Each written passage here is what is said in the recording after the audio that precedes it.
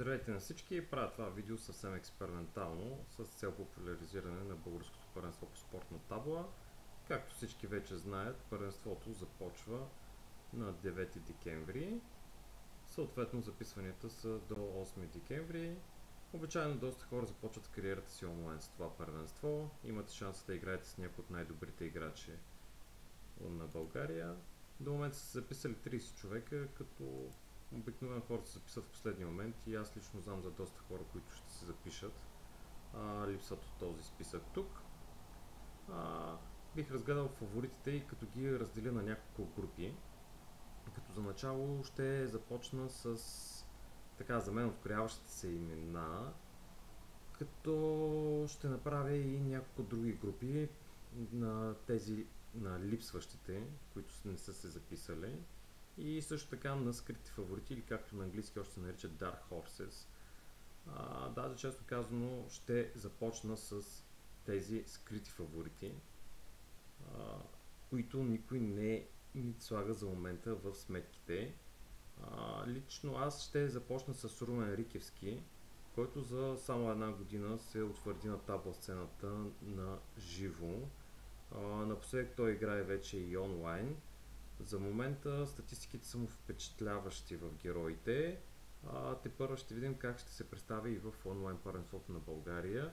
Умишлено не го слагам в топ 10 фаворитите, истинските фаворити, защото нямаме достатъчно информация за неговата игра, и е прекалено нов, така да кажем, за онлайн играта. Сигурен съм, че е един от скритите фаворити в турнира. Той е скрит фаворит, който може да бъде в три групи, както групата на скритите фаворити, така и на явните, и така и на липсващите играчи. Както казахме, ще има и такава група. Е една енигма, или именно Мат Геман. В чат на Софийския клуб разбрах съвсем случайно, че той ще участва. Може би това е и най-търсения отговор в последната една година. Кой е Мат Геман? Мат Геман има над 1700 рейтинг героите и играе на изключително високо ниво. Честно казано, подучвам от тук и там, че е момче от София, младо момче, което нямам идея как се казва. Предполагам, че ако той наистина се запише в турнирът, тази енигма, тази загадка ще бъде разрешена за всички. Доста интересно, смятам, че определено момчето играе много добре, днес играх с него. Страхотна игра има. Лично аз виждам леки забележки към клуба, но намесен е много добър, доста мача му изгледах и си мисля, че това момче, ако наистина е младо момче, със сигурност има огромен потенциал. Другият, така да кажа, скрит фаворит, който наистина бих казал, че е скрит, защото никой не го слага в сметките, имайки предвид, че Мат Геман и Рикевски са по един или друг начин известни на живо или онлайн, е Николай Иванов, който също е от София Б Геман клуб. Ники е много приятно момче, младо, напредва със скоростта на светлината и в момента участва и в клубното първенство, разбира се, за орлите. Ники определено, мисля, че за втора година ще играе на шампионата, но докато миналата година, да кажем, играеше на средно ниво, тази година доста е напреднал и определено си мисля, че е един от скритите фаворити за влизане в топ 10, а защо не и по-напред. Следващия, така да кажа, Dark Horse е Велин Трендафилов. Не за друго, той е доказал, че може да печели турнири, особено в Одрин, където вечно е на почетната стълбичка. Първо, че има доста опит, второто, което е изгради си репутация и хората изпитват, така да кажа, респект от него и се играе доста трудно срещу него, дали онлайн или на живо. Велин е изключително интелигентен човек. Самия факт, че води рискодел във водеща банка в България, го подсказва. Най-трудните формули са там, изключително аналитичен ум. Очаквам, че Велин може да пробие в топ 10, въпреки че чисто технически играта му не е там, където трябва, но всички знаем, че таблата, който в днешно време, за съжаление, който отделя повече време, е и по-добър. Няма вече толкова творческо мислене. Въпросът е да отделяш повече време с бота. По един или друг начин ще станеш добър, ако го отделяш. Друг, който бих казал, че е скрит фаворит, е Мариела Каменова. Мариела доста напредна и е една от най-перспективните за миналата година, като в женската категория, като изключим Майя, мисля, че е единствената жена, която може да влезе в топ 10 от поне за момента заявилите участие. Мариела също така спечели и първият си международен турнир тази година в средното ниво в Кипър. А, доста учи, постоянно подобрява играта си, тренира и съм убеден, че може да е голямата изненада на турнира. И последният човек, който бих споменал топ, а, в топ станаха 5 на... Не, всъщност са 6, извинявам се, на скритите фаворити е Димитър Григоров, моят съотборник от Бургас, БДР Бургас. Митака е изключително солиден, напредва доста бързо, той не тренира много, но е природно интелигентен и докато миналата година играеше около 9-10, вече при доста мачове играе на 6 и под, предполагам, че средното му е около 7. В клубното първенство надиграва доста добри опоненти.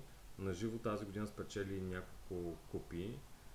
Определено си мисля, че може да е голямата изненада и да влезе в топ 10.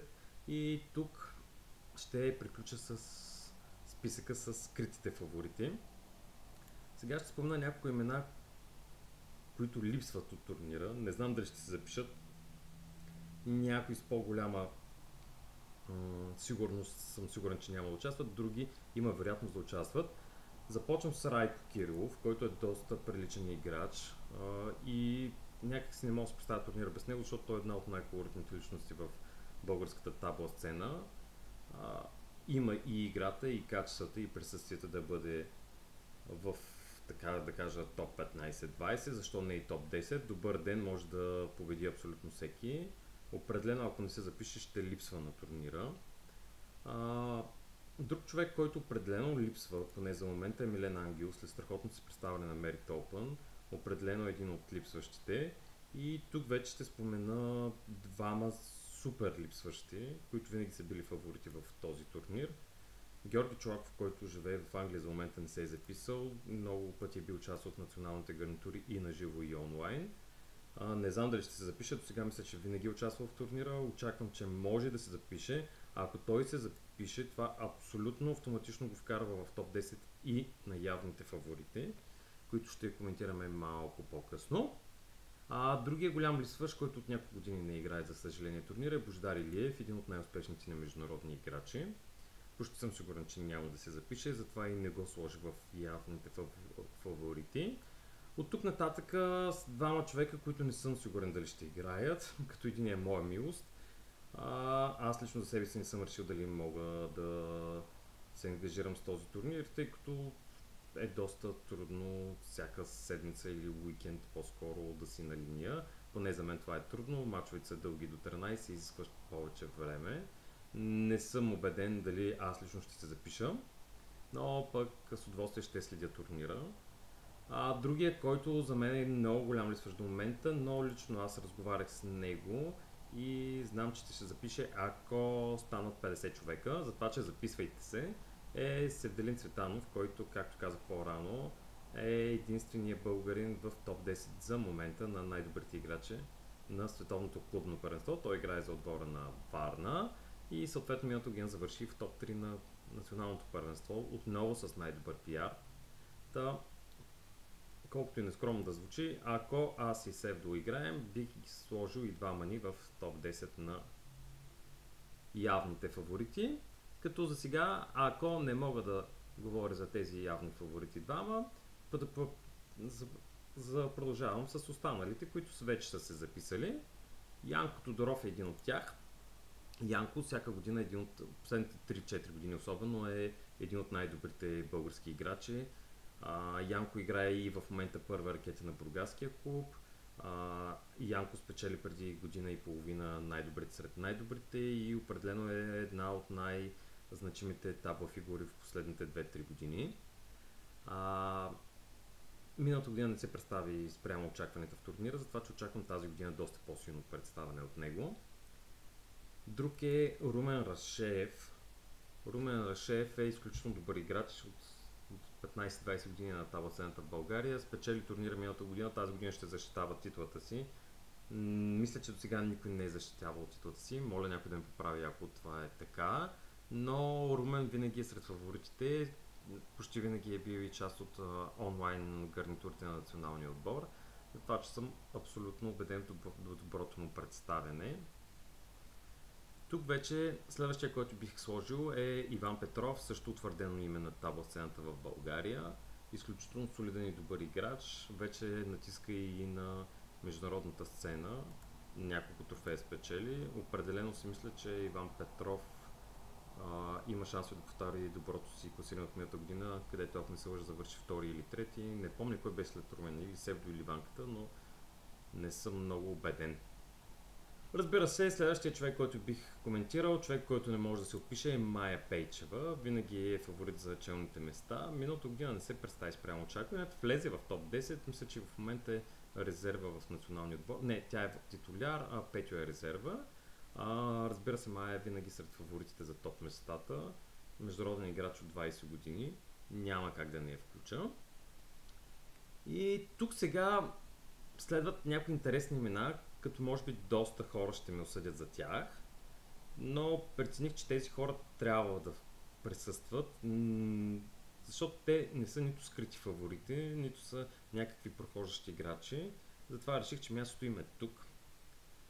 Именно Станислав Стойнов, който бележи брутален прогрес и за разлика от младите, които изборих по-рано, не казвам, че той е възрастен, но по принцип хора след 40 по-трудно напредват в играта си. Станислав, забелязвам последните години, постоянно подобрява играта си и вечно е кандидат за добро представяне както онлайн, така и на живо. Спечели доста купи, миналата година в Кан спечели, още някъде спечели, където не си спомням. Онлайн играе много добре, част е от националната гарнитура онлайн. Та определено мисля, че той заслужава вече мястото си сред тези фаворити. Друго име, което бих казал, е шампион от преди няколко години, не помня 3 или 4, Петю Маринов, също доста солиден онлайн играч. Винаги се представя добре на онлайн първенството. Няма кой знае какви успехи на международно ниво, но за онлайн е изключително добър и винаги е претендент за призовите места. Друг, който бих казал с сходен профил, само че с изключителен сезон тази година на живо, е Росен Пенчев, който стана трети на огромния турнир в Истанбул с над 600 човека. Росен играе много добре на живо, той е по-скоро по-добър на живо. Онлайн не е чак толкова добър. Миналата година като че ли леко разочароващо представяне за него в първенството, но тази година мисля, че ще атакува топ местата. И последния, който бих сложил от топ фаворитите, поне според мен, въпреки че може би доста хора не са го чували, е Иван Лещаров.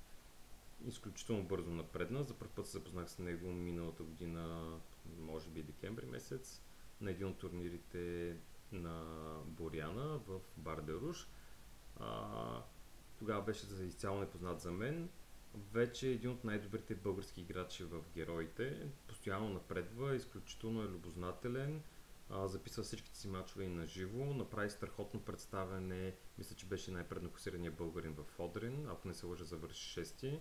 Няколко пъти играх с него. Много солидна база.